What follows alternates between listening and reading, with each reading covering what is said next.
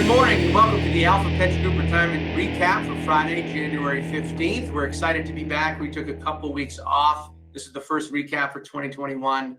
And with me is our lead consultant, Mark Salamone, as well as our Chief Investment Officer, Rob Milas. So Rob, there's a lot going on in the world, and the world is tied directly into the markets, but it seems to me that the markets appear to be relatively stable with everything going on. But I'd like to hear from you. Oh, no, that's absolutely right, Rich. And so if we look at the first chart, we're looking at money supply. And at the very end of the chart, this is a multi-year chart, you can see the blue line go off, kind of just go straight skyward. And that means there's a lot of money out in the marketplace that will help to ease the recession forces that are been brought about by the coronavirus. So that's in the good news section. And the next thing is on earnings improvement. We can see the trajectory there is very, very positive. And so we expect a very, very strong rebound in earnings. But the question is, for the markets, is how much of that is already baked in? And so we go down to the next slide that looks at the PE, or how much are you paying for $1 of earnings? And we see that that number is also off the charts. The marketplace is discounting somewhat that rebound in earnings. And so that's really kind of going to be the pull and the push, which is, yes, we will get better earnings, but, has that already been baked into where the markets are?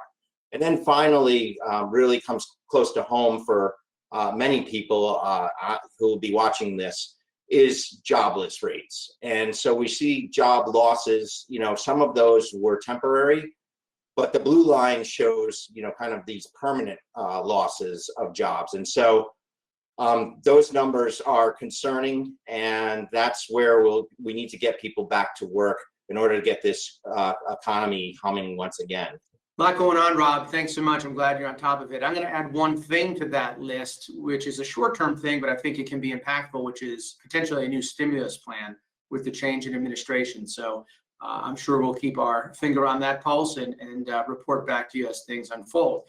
So Mark, finally, we have some clarity from the Department of Labor about what we do with missing participants. So this is one of the banes of existence to us, I suppose, but mostly to plan sponsors that have people in their plan that they want to give back their money to and have them roll out. And this is very important for a couple of reasons. Obviously, as a fiduciary, you want to run a clean plan. You want to have a clean engine. So you're managing the assets of just the people really that are working at your company. The other is there's a phantom cost when you have all of these plan participants in your plan that no longer work there. Administrative costs, time, energy spent on these mailings that need to go out. So it's really good that we have some clarity here. Obviously, I'm talking about the balances that are over 5,000. We had clarity years ago about what we can do with balances under 5,000. But Mark, I'm going to turn it over to you with some best practices that we can follow that recently came from the Department of Labor. So what the Department of Labor has done, because it is your responsibility if you're a plan sponsor to kind of keep track of those people, is given some guidance on how to best do that, and also some best practices on how to avoid that completely. So they've really boiled it down into 4 categories. It's really having a missing participant search. So there's plenty of ways to do this. There's plenty of online tools. I know LexisNexis is one of them. Another one's an effective communication strategy and making sure you're educating them and letting them know how to get into their retirement plan, update their information. And the last 2 ways that the Department of Labor had really kind of categorized these efforts is maintaining accurate census information. So because the 401k, even if you keep your benefit there, if you don't ever roll it over, you're continuously getting the quarterly statements, the fund change notices, the annual required notices that are supposed to go out. You have to make sure that those go to those terminated participants as well. And last but not least, just documenting everything you've done to try to find these participants. That can even be as simple as going on social media and searching for the person, or calling a next of kin or someone that was a beneficiary on another benefit.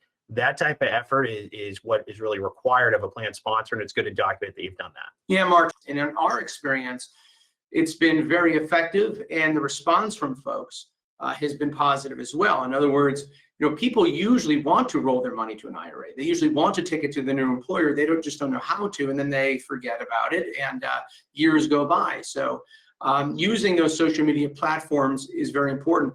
And Mark, I know outside of work, you have a large social media footprint. So I'm surprised you didn't go into that, but Facebook, I know Instagram you can use, you're big on the TikTok there, and I'm proud of you, but those can be very effective platforms to find missing participants, to roll them into their plan assets at their new company or an IRA.